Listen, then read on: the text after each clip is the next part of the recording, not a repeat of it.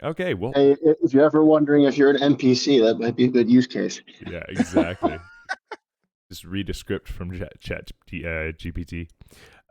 Okay, well, let's go ahead and get started. Hello, everyone. Welcome to today's Water Cooler Chat, where we talk about all things Livepeer, whether it's orchestrating, delegating, broadcasting, transcoding, or developing. We're here to answer some questions and have a chat about all things Livepeer. Today, we do have an agenda ahead of us. We have Nico, longtime community member in the Livepeer ecosystem.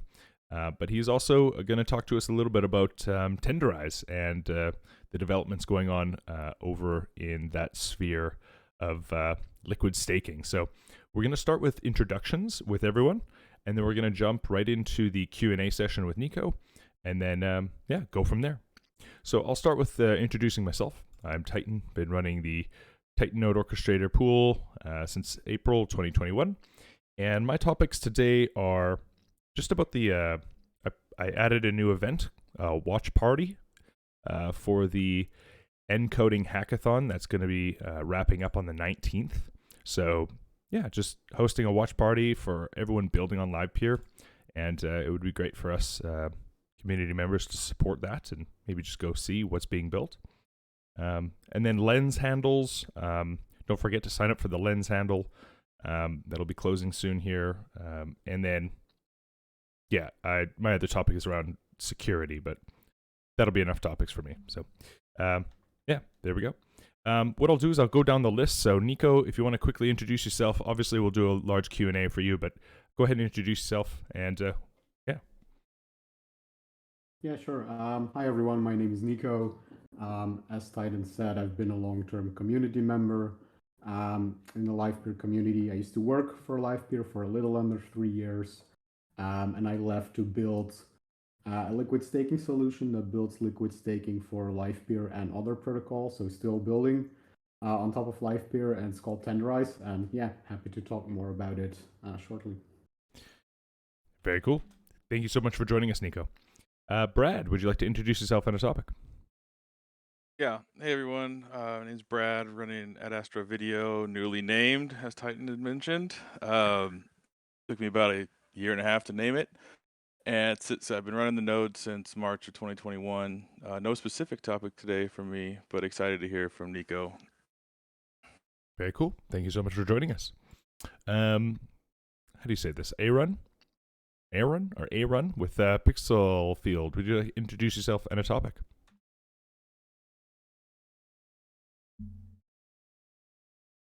Aaron, are you with us? No worries. I'll move on, and if you want to hop in, just feel free anytime. Papa Bear, would you like to introduce yourself and a topic?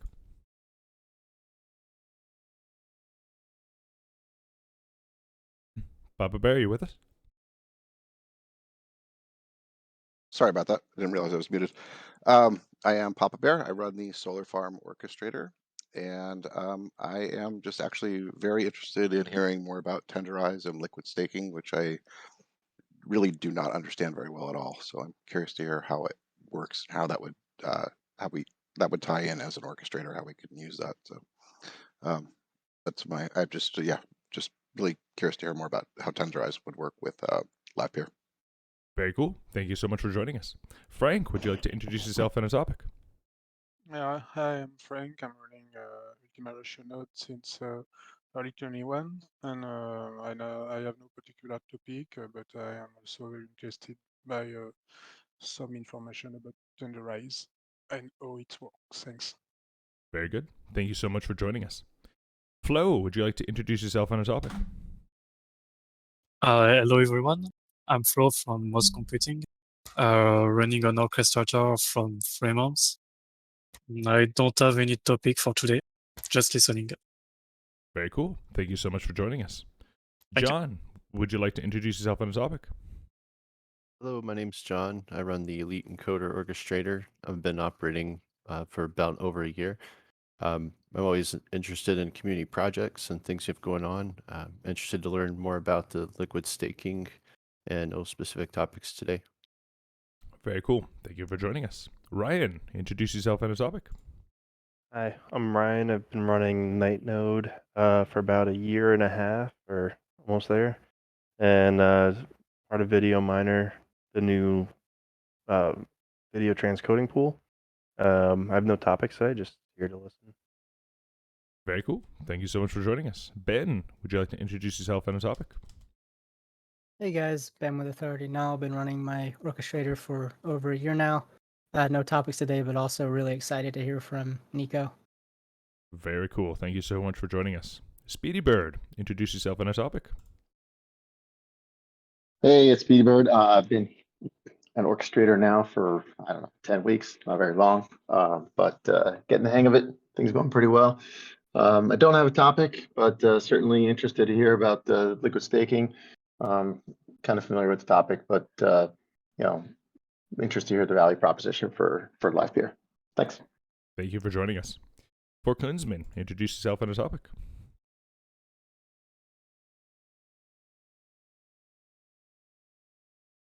Fort Kunzman, are you with us?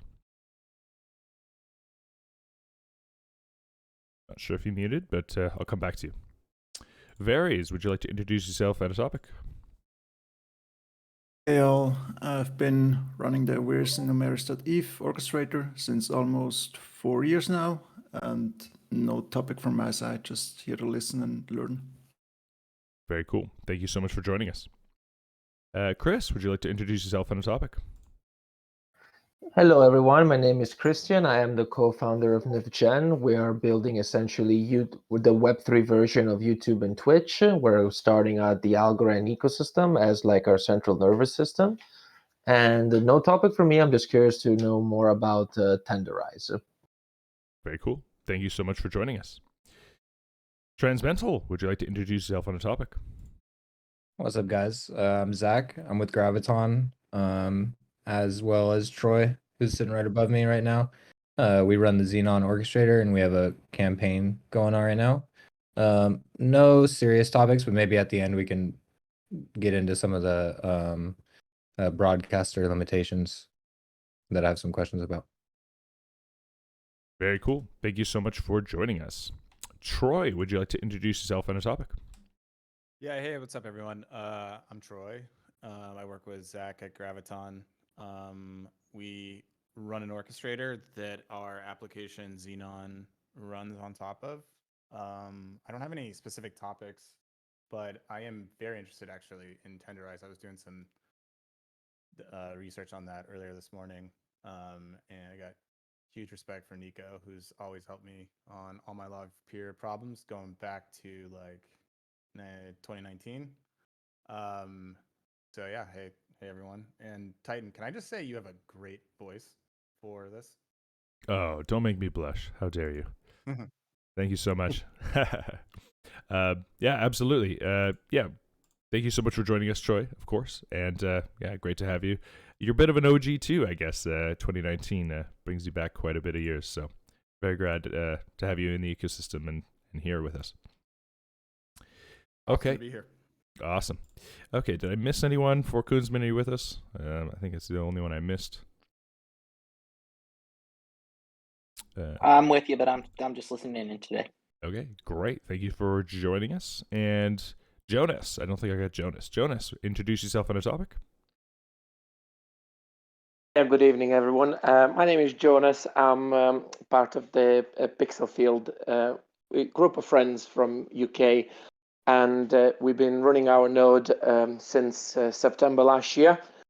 You tried to reach Arunas earlier, but you just messaged me he's having some problems with Mike, so our apologies. No specific topic tonight, just listening in. Thank you. Very cool. Thank you so much for joining us. All right. I believe I got everyone here. If you're in the audience and you want to come up on stage and join in on the conversation, feel free to raise your hand, and any one of us can actually introduce people up. Oh, wait a minute. They've changed it. Somebody has messed with the settings. Uh-oh. Yeah, someone pointed that out in chat earlier that or earlier this week last week that that the administrative features were like turned on, that anyone could do whatever they wanted, and Eric, I think, tightened it back down. I know that took away the ability for us to jump up on stage, but I thought you saw it, but maybe not. Well, that'll be you and Eric can talk about it afterwards if you want to change it back, I guess. Yeah, it's just like, because if I miss something or if I miss a water cooler, then this doesn't work because somebody with this stage moderator has to be here. So I don't know. We'll see. We'll see. And it's also nice people can invite themselves up. I don't want to have to keep right clicking like I like to do other tasks. So, but anyway, we'll jump into that later. Let's jump right into the Tenderize Q&A session. So Nico has set aside. Nico, how much time do you have set aside for us?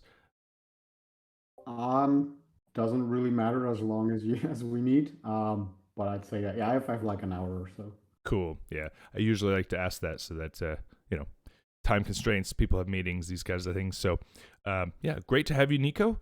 Why don't we just start off with? I have obviously lots of questions, but we'll open it up to the community. I just want to start off a little bit about your background and Tenderize. So, how did you come up with Tenderize, and what was the inspiration for it? The inspiration was actually brought to me by another long-term community member, Chris Hopcroft, who said he wanted to, this was back in 2020, wanted to create a Yearn Finance vault for Livepeer tokens. And this was like during DeFi summer of 2020, and like investment strategies were like just popping up and very new, but now it's like very common, right? And we explored that idea because we wanted to connect the Livepeer token a little bit more with DeFi. Like there wasn't really a lot of buzz around the token, even though I think it's like Livepeer is an amazing project. It's been around for a long time. And I do think like it has some good token mechanics compared to like some of the projects that launched like in 2020, let's say. So yeah, we wanted to connect Livepeer a little bit more with DeFi through trying to do that, but it wasn't possible because if you stake your Livepeer tokens, they become illiquid, and those strategies only work with like liquid assets in some regard.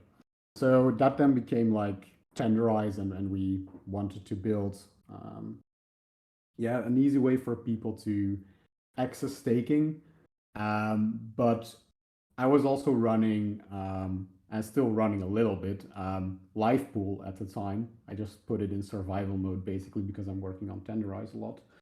But I wanted a way for my orchestrator and basically also other orchestrators to be able to tokenize their stake and then collateralize it so that you as a business can get a loan, for example, against your stake and hire a developer to work on things, because I wanted someone to work on Livepool at the time, but I didn't want to sell my LPT. So collateralizing my LPT seemed like a good way to be able to grow Livepool and hire someone for that. And that then became the long journey of creating liquid staking for Tenderize, and we're still on the journey of like getting to collateralization and stuff like that. But yeah, I'm probably getting ahead of myself a little bit here, but that's what led to Tenderize in a nutshell. That's a really great introduction. So I'll start off with some basic questions and we'll open it up. So how does it work? Like, how does Tenderize work? I'll probably describe liquid staking as like a general concept, probably real quick, because we're essentially doing that, right? So when you use liquid staking, your stake tokens, for example, LPT, you stake it toward or delegate it towards an orchestrator. It would be locked up for 7 days if you want to then unstake it and get it back. With liquid staking, it's like tokenized into a transferable liquid asset, and that asset represents ownership over the stake. So you can then sell this on an exchange, you can transfer it to someone else. It becomes like this transferable thing again instead of being locked up. So you can like do a lot of things with it that you could also do with like a liquid Livepeer token that isn't staked, but this one is generating rewards and automatically compounding them instead. So that's basically the value proposition of liquid staking is you make your illiquid assets kind of liquid again. Very cool. I'll open it up now to people that want to ask some questions. Does anyone want to ask questions about this so far? So Nico, I'm actually curious. So like you get a kind of like liquid LPT token when you stake inside of Tenderize.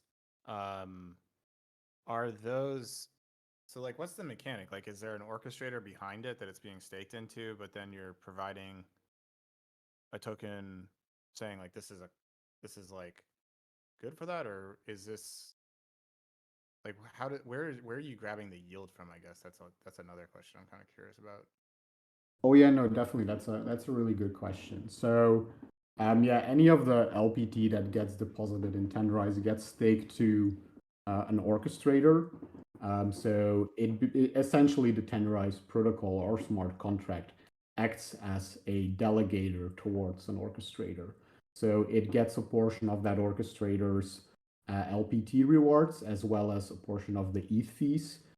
Under the hood, we swap the ETH fees to LPT, so it also automatically compounds to LPT. We currently delegate to one orchestrator at the moment, which is Coaction at the moment. We recently did an announcement about that. The reason for this is you could say, oh, why is it not multiple orchestrators? Like similar to something like Lido is basically it takes your ETH and distributes it to many possible validators.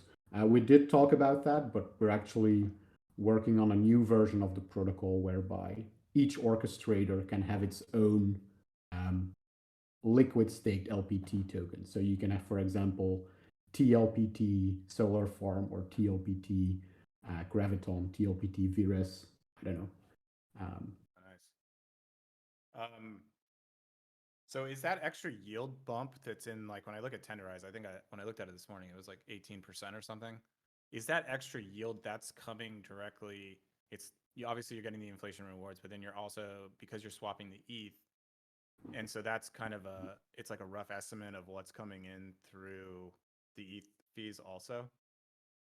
Yeah, it's a combined. The APY is combined of both LPT rewards and the ETH fees. Yes. And since the APY through Tenderize is probably a little bit higher than if we would disregard like fees of the Tenderize protocol for a second, then the APY would be a little bit higher because we're automatically compounding that ETH like on probably a daily basis to LPT as well. And then so what do you? Oh, sorry, Titan. Was that Titan? Nope. Somebody else. I was just gonna ask a following question on the LPT and bond and staking to ETH, but please go ahead. I'll wait till you're done. Oh well, it was kind of a side question. Yours probably more on track with what's being talked about right now. So go right ahead. Okay. Yeah. So you're saying that your intention is to create tokens that for each type of O for the staking, so you can stake to a particular O. Nico. Yeah, that's what we're working on for the next version indeed. So you can basically think of it like this. It would be as going to the Livepeer Explorer in the next version, picking the orchestrator you want to stake to. That would be like all the same experience still, and you would stake to it and delegate to it. But you would just get like a TLPT version for that orchestrator back. Yep. Okay. Yeah, exactly. Yep. Got it. So in essence, this isn't like a urn vault where you're trying to maximize yield by finding the most optimal O based on certain performance metrics. This is going to be more directed towards the delegator to determine how to maximize yield. Yeah, that is correct. We didn't do that for V1. We had the option to like start doing that, and the current TLPT being backed by, let's say, 10 orchestrators. But our decision was like, okay, that kind of might become a little bit complex because you can't delegate towards multiple orchestrators from the same address. So from a smart contract basis, that would be complex. But on the other end, we also said like, what if we can just like provide liquid staking for orchestrators and their delegators specifically without like deciding where funds should go or managing like a pool of orchestrators and trying to get the optimal yield, but just provide liquid staking as a base layer thing for everyone. Got it. Yeah. So passive management, any active management is up to the delegator, and the vault strategies are going to be relatively pass through. Yeah, exactly. And anyone could still build a combination of those individual vaults like and combine them together in like what you would maybe call an ETF or index sort of token. And we'll definitely have that as standardized as well, so that there is still a product for people that don't want to manage actively which orchestrator they are staked to. But we do think like both options should at least be available, and that it shouldn't only be the actively managed option by a DAO or by a group of people, because that would lead to centralization of stake if like everyone stakes through that service. Got it. Okay, thanks. Thanks, Troy. Yeah, so my other question then is, it was kind of around what you said in the beginning, where you said you wanted to kind of be able to collateralize your LPT so that you could have someone actually work on Livepool. Is there like plans around taking the liquid LPT token that you get and then having it so you could like borrow against it somewhere? Or did I miss that? Was that covered? No, that was not really covered, but yeah, that's pretty much the case. Yes, that you could borrow against your staked LPT, and you could even potentially pay off that loan with your staking rewards, for example. Those are things that we're still exploring, and you can't really do that yet, but we're definitely hoping to get to that point like this year. So I have a question about that. So, there'd be some sort of market that would give you a loan against staked LPT, which in this case is TLPT, right? But you said that there would be this option for people to choose which orchestrator they want the liquid stake from. And so, for instance, there'd be like Titan TLPT. Would that be to mix with other TLPT like Papa Bear TLPT in a loan, or like in an AMM, say? Like would they be under the same contract, or would they be their own token, in which case it would potentially give you 100 more individual tokens? Good question. So under the hood, we designed a new AMM system that indeed, if you have 100 orchestrators, you will have 100 different TLPTs. We designed an AMM that all goes into a single pool. So it's not like you'll have 100 different Uniswap-like pools of pairs of TLPT Titan node to LPT, then TLPT Solar Farm to LPT. That won't be the case. We will have one big pool of LPT, and all of the TLPTs will share that liquidity. That also means that through this AMM, like TLPT for Titan node is exchangeable for TLPT for Solar Farm, for example. So you could think about putting this in a lending protocol. If a loan for TLPT Titan node needs to be liquidated, then under the hood that can always be exchanged back for LPT or TLPT Solar Farm or TLPT Authority Null. But what we're also thinking is, this is kind of a novel approach to liquid staking. We haven't really seen anyone even try to remotely do the same thing. So we're also realizing that it will be hard to integrate this with quote unquote legacy DeFi protocols. So we have been discussing of potentially building our own lending protocol similar to MakerDAO, whereby it's like a collateralized debt position. So somebody puts in, let's say, TLPT Titan node, and the protocol mints an amount of tenderized USD, for example, our own stablecoin to them, and they have to pay back the loan eventually. But building it in-house would mean that we could like take this architecture, this new architecture for liquid staking that we're doing into account, and build, kind of a stable coin that would be backed fully by liquid staked assets. Oh, wow. But like, I'm getting kind of ahead of myself here, and that's probably like 2024 stuff. But yeah, of course. Okay, so I'm just trying to wrap my head. So there won't be 100 tokens. It will just be a collateralized pool. But the Titan, so if I wanted to borrow against my CLPT, it doesn't really matter if I have Titan node or solar farm derivatives of this. Is what you're saying? You're trying to stay away from that?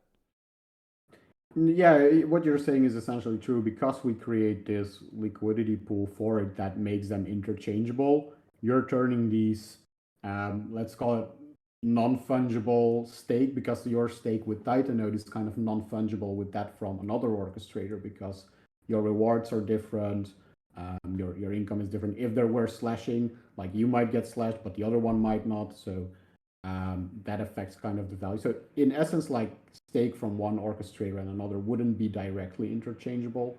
But through this liquidity pool that we created, it would. And it wouldn't matter if it would be TLPT for one orchestrator or the other.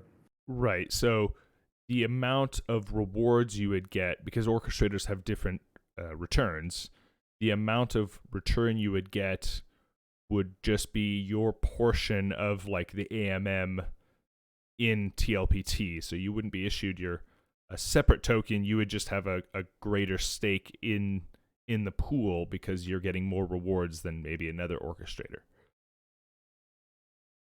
Does that make sense? Like how do you provide, because not all orchestrators give the same rewards. So how do you distribute the rewards relative to the orchestrator they choose?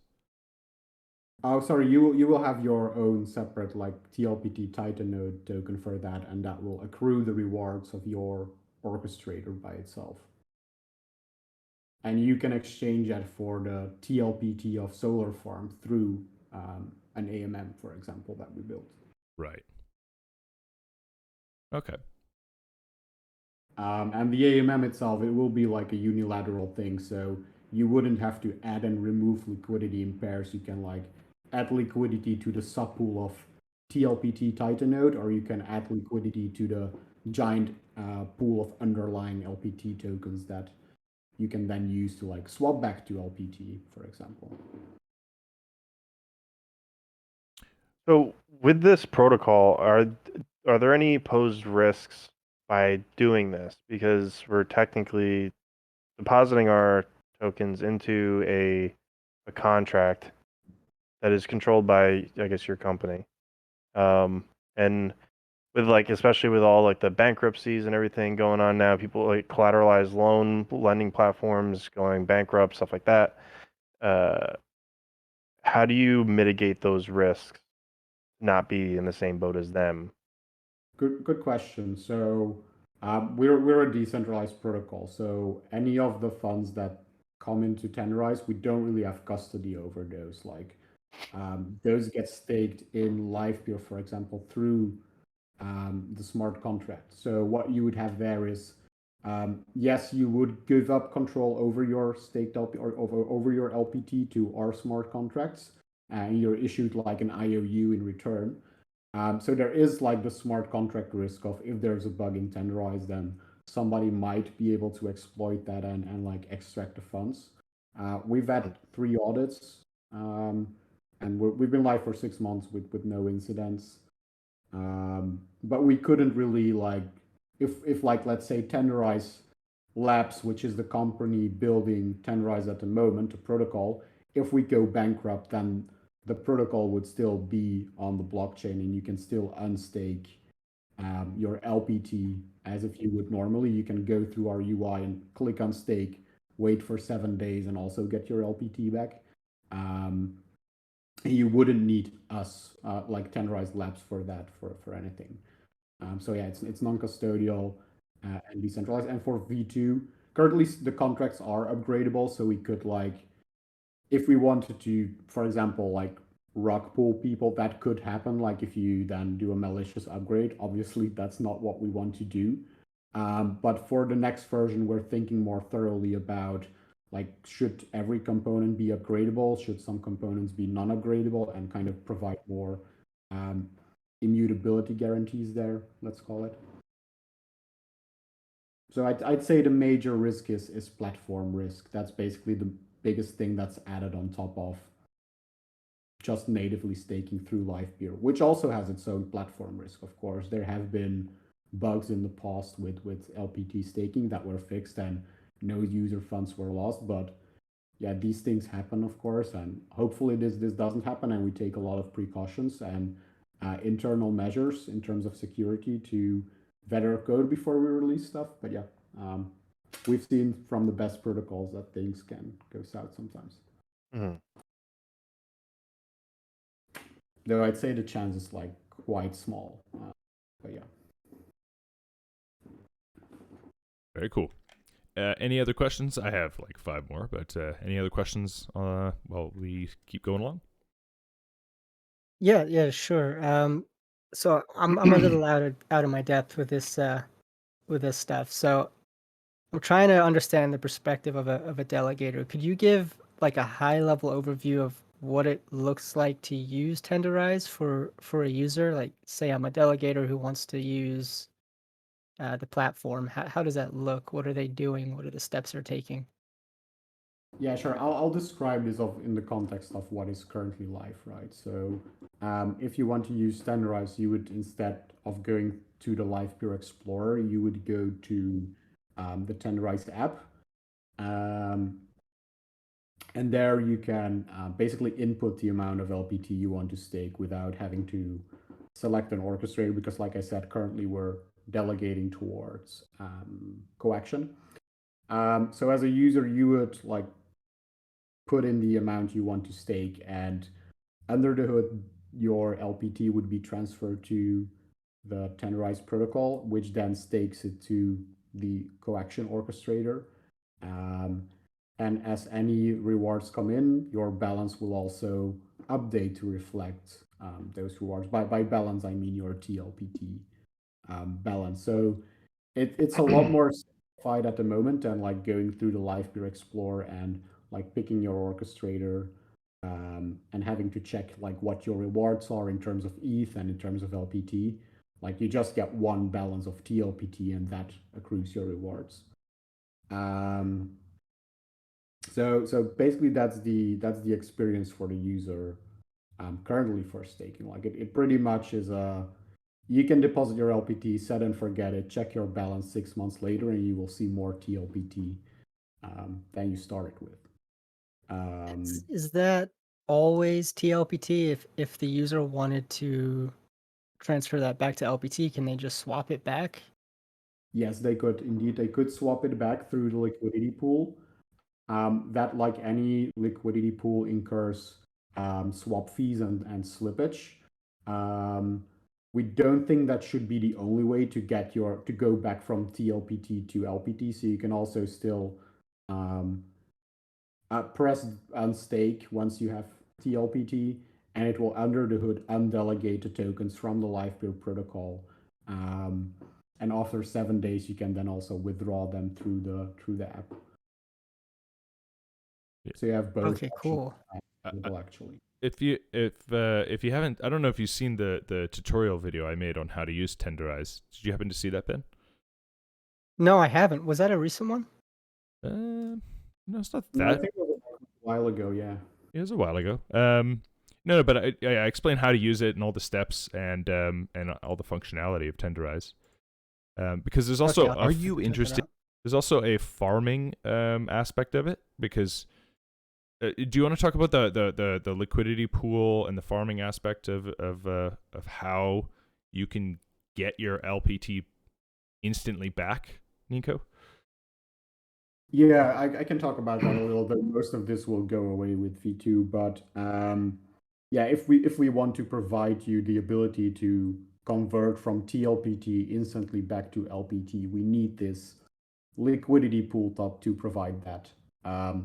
And we like that liquidity pool, people need to put money into that so that other people can use it to trade. But then the question is like, why would anyone put money into it?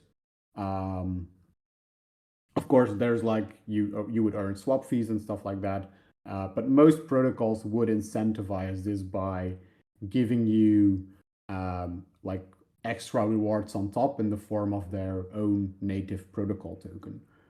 We don't really have our own token yet, so we can't really do that. We don't have that way of incentivizing people to provide liquidity to our liquidity pool so that people can swap back and forth. So instead, what we did is, if you provide liquidity, you get a receipt for that in return that says, hey, you provided X amount of liquidity. And you can put that in the farm and you will attract some additional rewards because 5% of the staking rewards in Tenderized are at the moment rerouted to the liquidity providers through that farming mechanic. And 5% is going through the Tenderized treasury, which we'll also use to provide liquidity and kind of always have that liquidity there as a base. So that's kind of quickly on the fee structure of Tenderize as well. But yeah, basically if you farm, you would still be entitled to swap fees from the liquidity pool, but also this additional 5% of staking rewards being distributed among liquidity providers. So if there's a lot of staked LPT, but there's very little liquidity provided, you could actually get a nice reward from farming your liquidity tokens. And all the liquidity and the swaps are all done by your contracts. Yeah, they are. Yes, correct. So the ability to do a swap depends upon the liquidity available in that particular tokenized pool. And so, can it be instant? It depends, I guess, on how much liquidity is there. I'm providing liquidity. Got my tokens. So yeah, if there's like, let's say if there's 20,000 LPT and 20,000 TLPT in the pool and you want to swap 30,000 TLPT back for LPT, that would be problematic. You could do that, but you would get you wouldn't get 30,000 back. You'd give Titan Node right. all your fees. Right. Yeah, right. It does depend on the liquidity also because yeah, if you want to make a big trade and if there's little liquidity, you will have a lot of slippage. But yeah, Titan is providing liquidity. We're also, as Tenderized Labs, providing a little base layer of liquidity, so that there is like a base amount of liquidity that's there for the average Tenderized user to swap back and forth. I would say if you're a whale at the moment, there might not be enough and you might have to go through the unstaking waiting 7 days. But if you have like 100 or 200 or 300 LPT, it should be totally fine. Cool. So for the V2, would you would stake through the Tenderize app, and where all the orchestrators kind of just show up in the Tenderize app, and is that how it would work? Yeah, that's how it would work. Hang on just a second. If I can get my mouse to work, I can maybe share a quick screenshot of it in the text chat. Yeah, Water Cooler side chat, two channels above us. I also posted a video link to my demonstration of the app from 6 months ago. So if you want to watch that now or later or whatever, I explain how it works. And I think I got like 95% of it right. I might have said the wrong word here or there. But wait. What I'll share now is just a wireframe. It's not like how the final V2 app would look, but just so you can get an idea of kind of what it might look like. Where is the side chat? Here it is. like none of the columns or anything are final, but it's like to give you an idea of like, oh, you also have the list of orchestrators, so kind of there that you can then choose from and stake towards. Oh, okay. I see. You mentioned yes. You mentioned before that one of the benefits of this is that delegators don't have to choose or do the research into their orchestrators because it's kind of done for them. But this reopens that Pandora's box a little bit.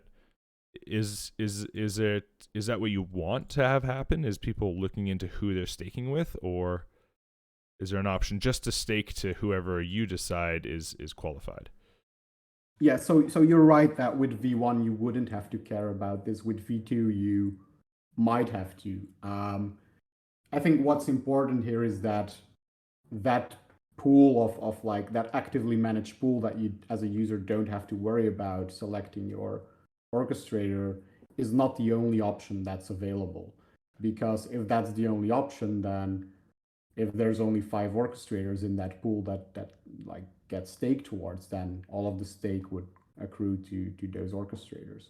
So we think that it should be available as a base layer thing to be able to choose your orchestrator still, but also get the benefits from liquid staking. So that's the main thing with V2 that we want to achieve. But like I mentioned, we'll also still build that index version of TLPT on top of this, whereby you as a user can still come in and would still be, your LPT would be distributed among like an actively managed set of orchestrators.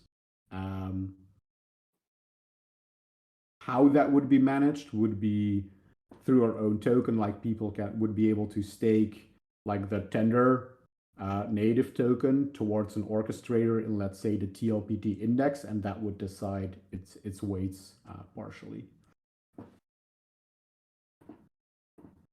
Very cool. Any questions on that?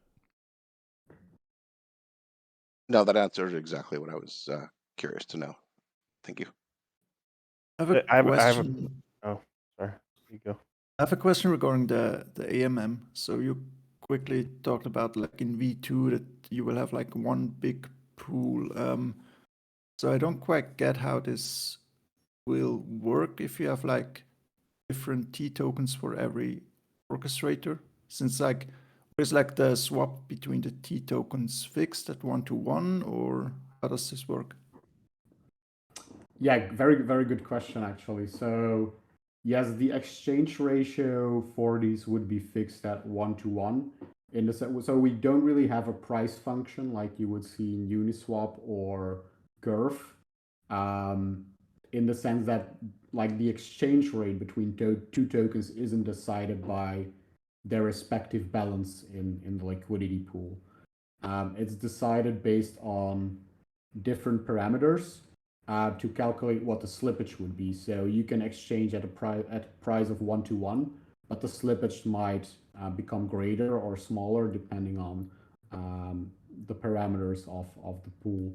And the way it would kind of look, and I don't know if this would, I'll post another screenshot in the side chat. Oh, it's storming outside.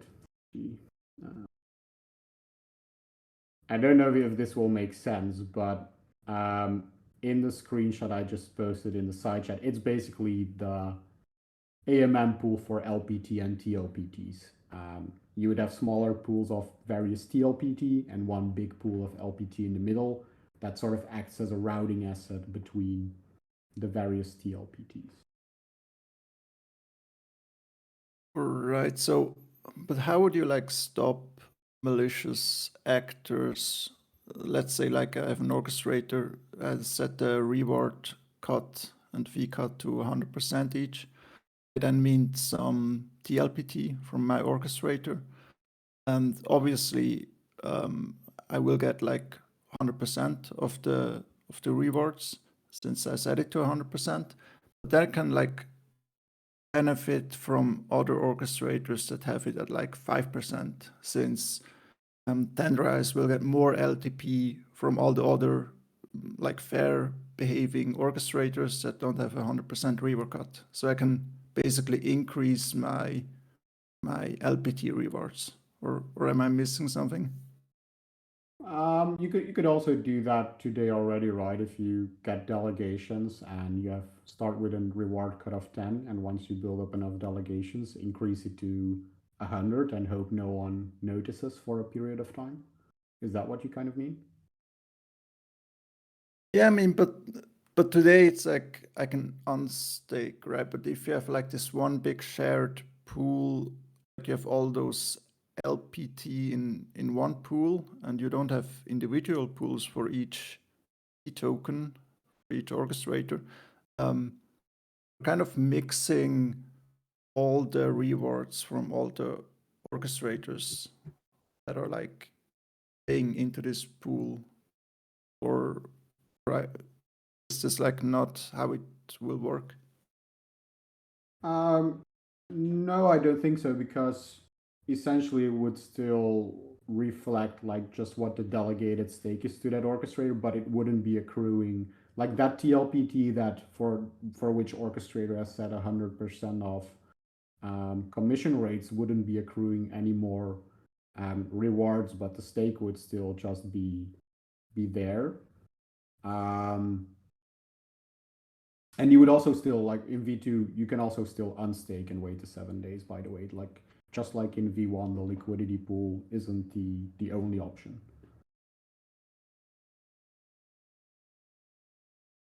So what you're saying is the specific token to Varys' pool, if he or a specific token to his orchestrator, if he raises it to 100%, that specific token will basically stop increasing in amount, but the regular pool of LPT that the entire contract uses is just the sum of all the different individual kind of like tokenized versions. So if he changes it to 100%, they will essentially just stop receiving that Varys' TLPT version. Is that correct?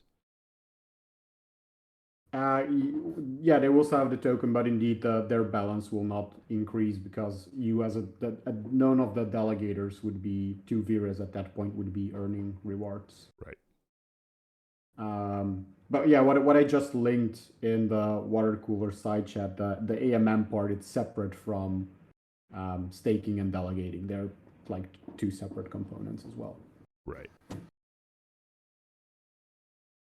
Question. So with what you're trying to accomplish for orchestrators, right? The benefit of going like pairing up with you and adding this as a, something that we support would just be an additional avenue or an additional tool to allow delegators to interact with our orchestrators, right? It's not like we're switching, and again, this might be a stupid question for me, but we're not like fully switching how people should be interacting with us on Livepeer. They have options, right? You're just becoming another option, correct?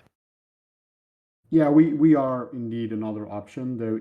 I'd say if you do standardize, especially the V2, you would just get a lot of added benefits on top of like if you would just like stake through the Livepeer Explorer. It's indeed a good way for you as an orchestrator to attract more delegations, because staking becomes a lot more fluent. But what you can also do, and what Coaction is already doing with V1, because we're only delegating to them with V1, is self-delegating as an orchestrator through Tenderize. To, as an orchestrator, also get your own stake liquid and be able to use that in DeFi or do whatever with it.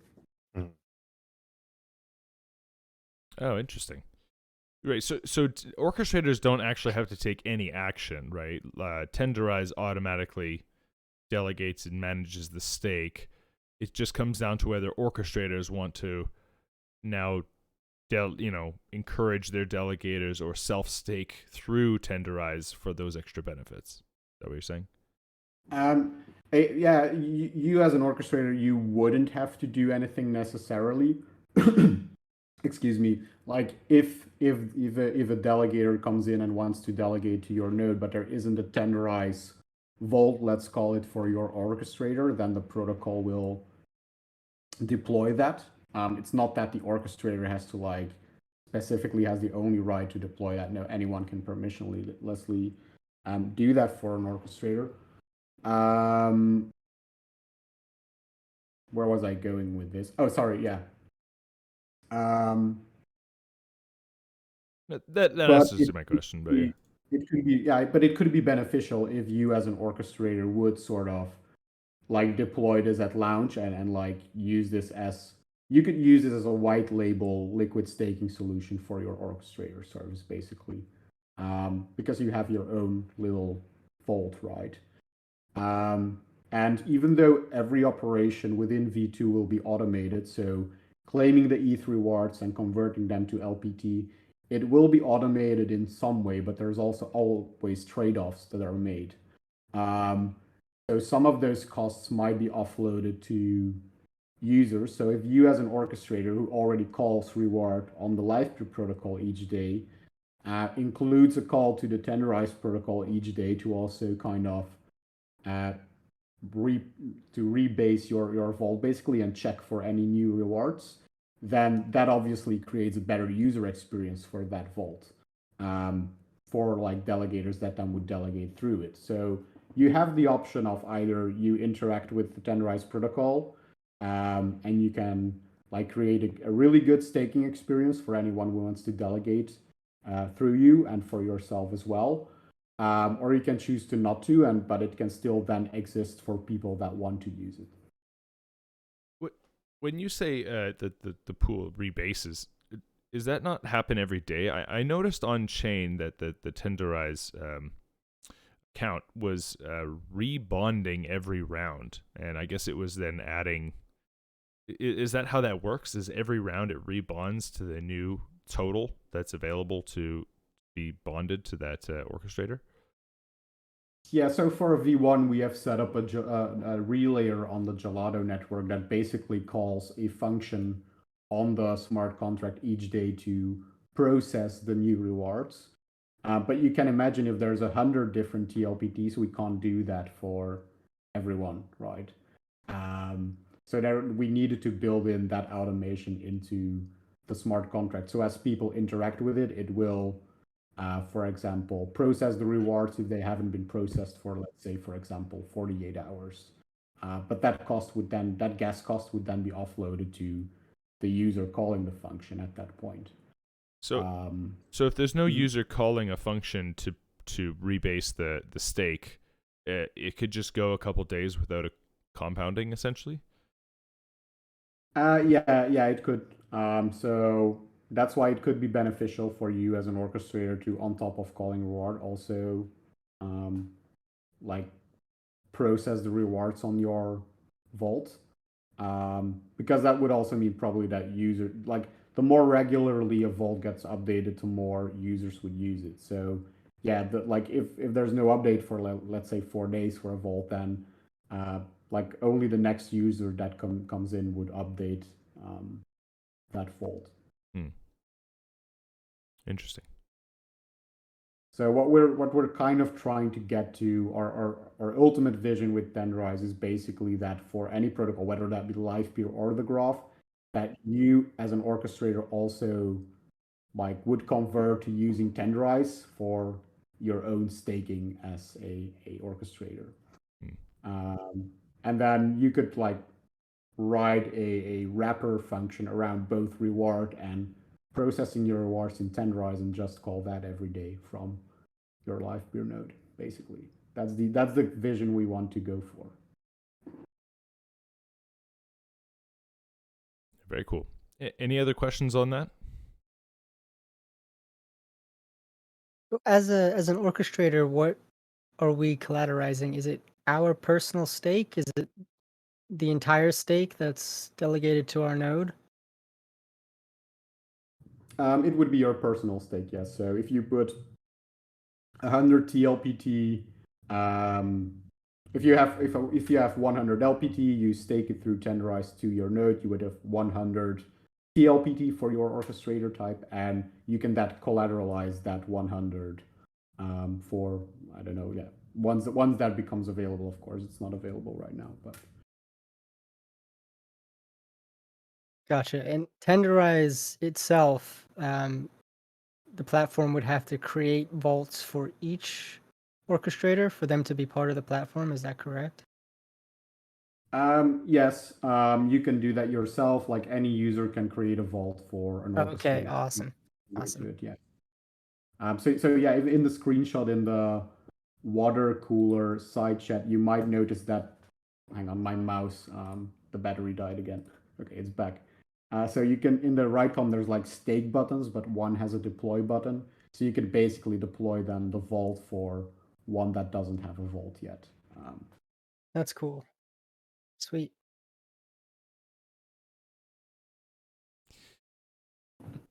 Okay, I want to pull back a little bit and go do a little more, because we got like super technical there, which is awesome. Really, really glad. But I want to pull back and just do some more broad questions. So we know that Tenderize uses Livepeer.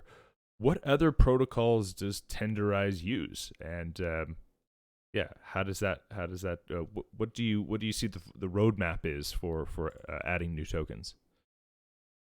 Yeah, good question. So currently we support Livepeer, the Graph, Polygon, and Audius. Our initial idea was to provide liquid staking for all of the work protocols, but because all of the other people that were building liquid staking were focusing on ETH or to some extent Solana or Atom. So basically the L1 tokens, but nobody was doing it for the middleware protocols, let's call them. So that was our initial way of going about things. But for V2, we have kind of dropped that because we do think that our V2 design is kind of probably, yeah, kind of a little bit revolutionary in the liquid staking space in the sense that it's not really an actively managed yield aggregator. So our goal is to now also probably do this for ETH down the line as well, and not only focus on the work protocols, though let's say our current preference is still going in that direction. But we also think that our design could eventually benefit ETH staking as well, and we also want to tackle it for that, obviously. And okay, so you're working on this middleware, this work token. How do you qualify tokens, or how do you prioritize projects that get listed?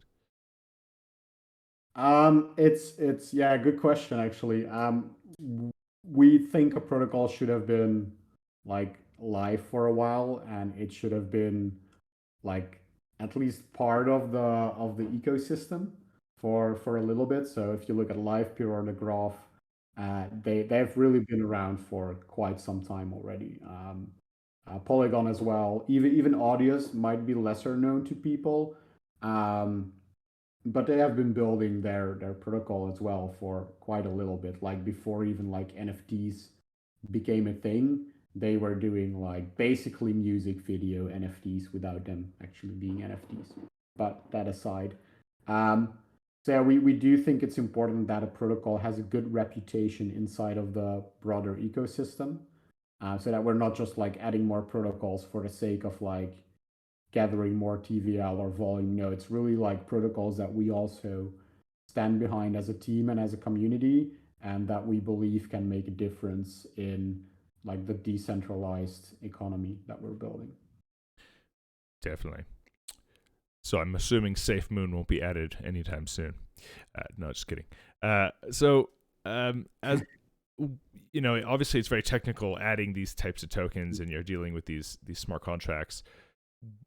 Is it always going to be federated that Tenderize.me chooses what tokens? Is there ever going to be like an ability to add your own token or add your own project?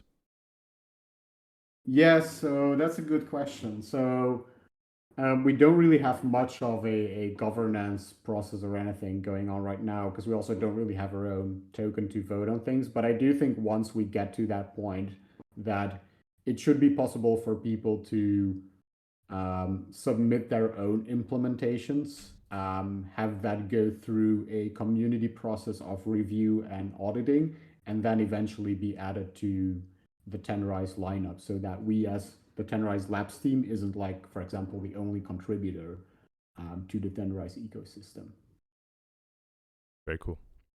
How much traction does Tenderize have? I know you guys have been posting some milestones, but tell us a little bit about how your progress is and how the ecosystem is growing. Yeah, good question. So if you would look at our TVL, it's not enormous, right? We launched in end of May last year, so kind of whenever things started going south in crypto. But I think we still managed for Livepeer and the Graph to like build up some solid growth, and we have a couple of hundred individual users, which kind of surprised me. So there's quite a lot of people that have like deposited smaller amounts, testing out the waters. And we've also been talking to a lot of people about Tenderize V2, mostly people that operate nodes. Like we've been exploring that mainly within the Graph ecosystem at the moment, because a couple of community members in Tenderize are also like very active in that ecosystem. And yeah, basically getting really good feedback on what we want to achieve for V2. So yeah, we have been seeing a little bit of interest in liquid staking for these work protocols. I guess the hardest part about it right now is that if you're already staked in, like, let's say the Livepeer or Graph, there is a high friction to switch to Tenderize because you would have to unstake first and then restake through Tenderize, which obviously requires you to like wait for 7 days, or in the case of the Graph, 28 days. So yeah, if you're already staked, there is a little bit of friction to start using the protocol. But we think with V2, it definitely has interesting value propositions for people to start switching over. Very cool. How does Tenderize make money? Are you guys a corporation, or how are there fees involved? How does that look? So Tenderize Labs doesn't earn money from the protocol. The protocol does earn 5% of the current staking rewards in V1. And as we touched on earlier, that goes to the treasury, and the treasury will be used to provide liquidity to Tenderize's liquidity pools. And it sort of pledges for that to always be there. In V2, we'll fully transition to protocol-owned liquidity, and any fees by Tenderize will also be provisioned as liquidity. In V2, that fee will lower to in V2, that fee will lower to be configurable between 0 and 0.5%. Because as, for example, you can imagine as Tenderize grows as a protocol, it might get different revenue sources outside of just like these, charging a fee on these individual staking vaults. And if it can get additional revenue sources from secondary income streams, then we might look at like decreasing the fees over time for these base vaults. But in V2, it will be at most 0.5% on top of the staking reward, so not on your principal or anything.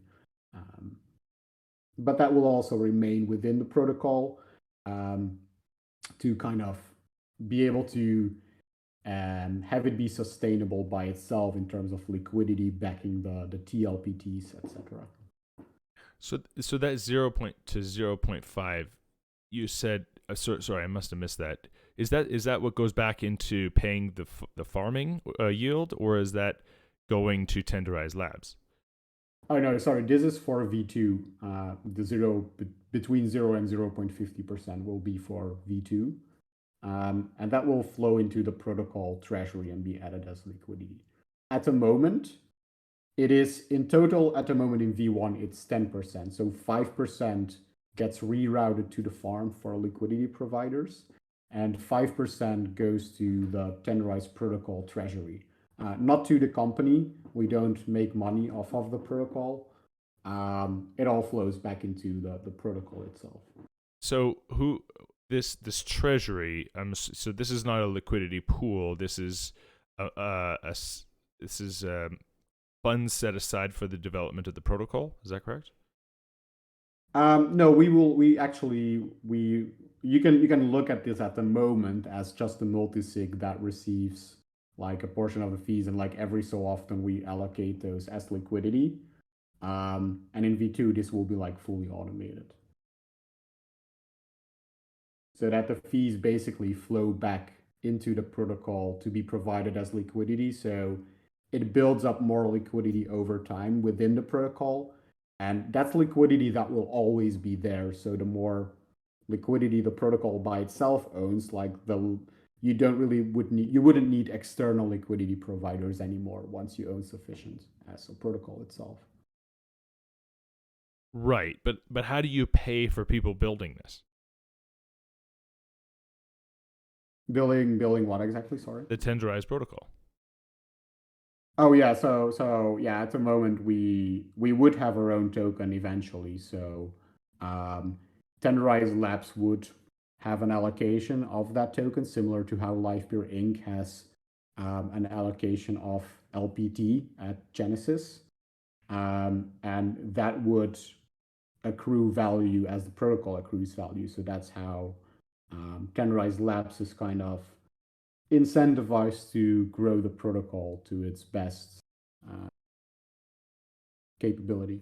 So there might be something like an ICO or some sort of Merkle mine or something provide this token, which would then bootstrap or repay people for building the protocol, kind of something like that. Yeah, Tenderized Labs would have its own share, but we would also maybe we would do something like a sort of public distribution of a big chunk of the supply of that.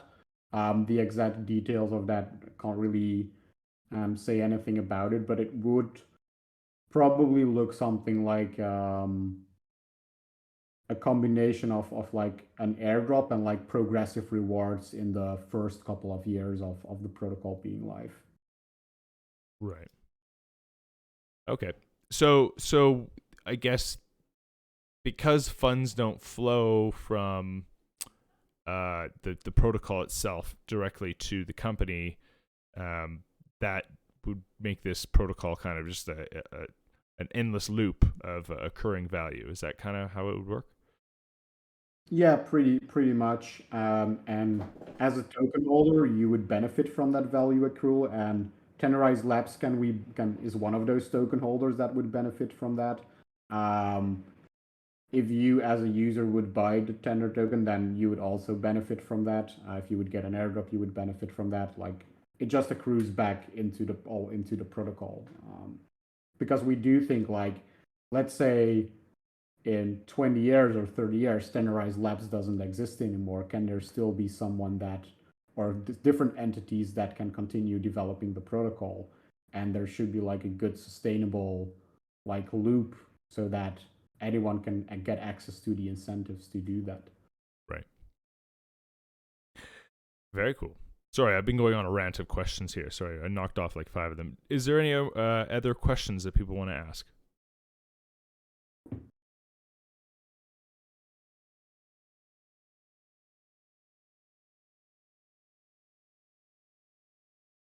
Anything else?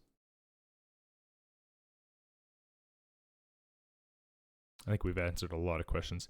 I have 2 more questions. So the next question is, if Livepeer changed its unbonding period to say 0 rounds, it just completely got rid of the unbonding period. I don't suspect that'll happen. But if it did, and we voted on a community, would that kind of make Tenderize obsolete for this liquid staking process? Now, I know there's other protocols like the Graph that are at 28 days, and so there's still a market for this product. But would the elimination of the bonding kind of eliminate the need for Tenderize? I wouldn't say so, because there's also still the benefit of just tokenizing staked assets, which allows for a more fluent integration with, like, let's say DeFi protocols. They wouldn't have to be aware of Livepeer protocol specific things, like how do I read someone's delegated stake, including their fees and their LPT rewards. It would just be like, it's an ERC20 token, and that's all it has to deal with. Right. So that can still represent on-chain stake, and then you can, use that collateralized derivative as a borrowing opportunity or a lending opportunity or something along this line. Yeah, you would basically convert a stake into a token for more easily composability within the wider ecosystem. Yeah. And even bridging cross chain, if you were if you had this liquid stake, you could more easily maybe move cross chains and use different in search of higher returns without these chains knowing of the underlying workings of how Livepeer works. Is kind of what you're saying. Yeah, possibly. I think one of the benefits could be that if you look at the Livepeer protocol at the moment, like 50% of the LPT is staked. That leaves only half of the supply to create a healthy market for LPT. And as we've kind of seen, is that there isn't really a big market for LPT tokens. Like the liquidity on Uniswap is, especially since the migration to Arbitrum, kind of fraction between Arbitrum and mainnet at the moment.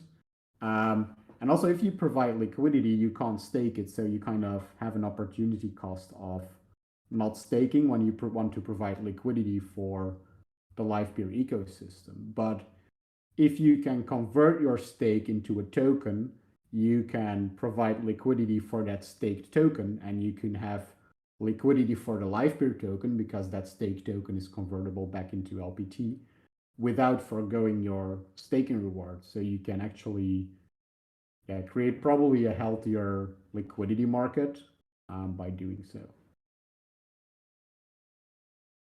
If that makes sense. Yeah, absolutely. That's very interesting. I never actually saw it from that point of view. It's very good. Any other questions? I guess, how does, so I know slashing's not enabled yet on Livepeer, but how does the pool deal with slashing or decreased? Does that just get reflected in the reserve, the pool of reserve, and then the token, the specified token? I'm talking about V2 right now. But yeah, how does slashing work? Yeah, basically your TLPT balance would reduce by a relative amount that Orchestrator was slashed by. So let's say that 100 delegated LPT through tenderize now becomes 90, then everyone's balance kind of reflects to be a total of 90 as well. So it's always like 1-to-1 based on what is delegated. But how would that work if you were then using that as collateral in a separate protocol? Then the value of your collateral would also drop, likely, yeah. Would the market have to figure out the arbitrage between that in order to rebalance the AMM of, like, say, a lending protocol? But based on the... I think that kind of depends on the protocol. That's also why we kind of went with creating our own AMM and probably also creating our own collateralized debt positions protocol, because we can build for this, and legacy DeFi protocols might not always like handle this very well. I think one example could indeed be a liquidity pool. If the liquidity pool just stores at any point in time, okay, there's 100 TLPT in there, but it never checks what the actual amount would be after, like, let's say a couple of months have elapsed. Like, it wouldn't account for rewards or potential slashes. So yeah, there's some protocols that would be able to do this, some don't, and that's like also a question of like which can we integrate with at the moment and can actually support these types of tokens. Fascinating. Any other questions for Nico before I wrap up with my final question?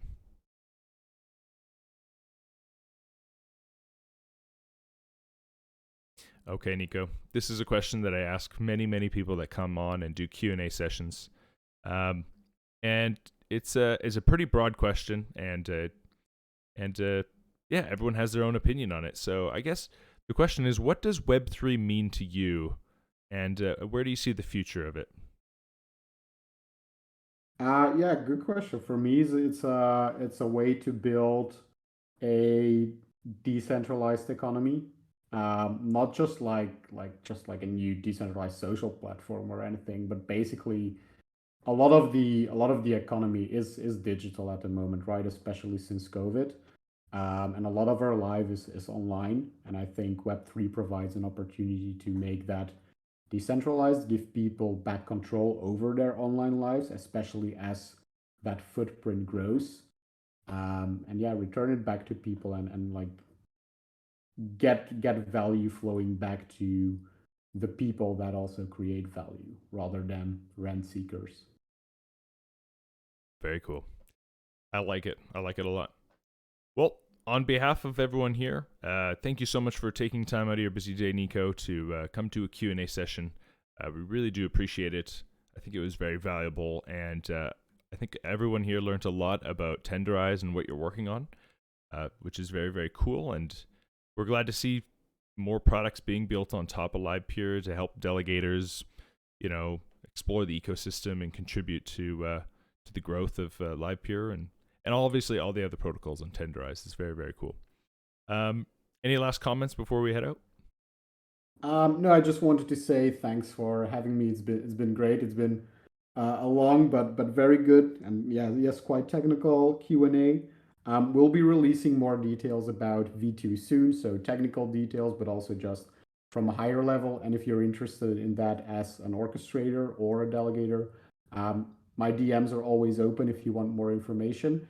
But we're also going to actively onboard orchestrators for V2 somewhere in the coming weeks. So we will then do everything at launch for you to have your vault deployed when we go live and everything like that. So if you're interested in that, we'll have more information about that in the coming weeks. But like I said, feel free to DM me and I can already give you a little bit of a preview in DM. Very cool. Thank you, Nico. Appreciate you being here. Thank you. Before we sign off, I know at the very beginning we did introductions and topics. Although I'm just looking at my list and I don't think we got any topics to kind of go through afterwards. So what I'll do is I'll probably end it here. The water cooler chat. Transmental had the one question about broadcaster limitations, but I see he had to go. So a quick reminder: on the 19th of this month, we have the NicoV hackathon having its final award ceremony. So this was I think a 4 or 6 week, 8 week. I can't remember how many weeks it was. A hackathon sponsored by Livepeer. So we're gonna see some live streaming dApps, apps, Web3 products on top of Livepeer being displayed and awards being given out. So I put that in the Discord events channel. So if you want to come in on the watch party and hang out, very cool to see what people have been building. Second of all, lens handles. I think today is the last day for you to get your lens handle in. If you want a lens handle, please fill in the form that I've posted. You want a lens handle? Yeah, please reach out. And we'll get you all set up. And that's it for announcements. I appreciate you all being here. I do enjoy this every week. And we will see you all next week. Cheers. Thanks, Nico. Thanks, Titan. Thank you. Thanks all. Bye, everybody. See you.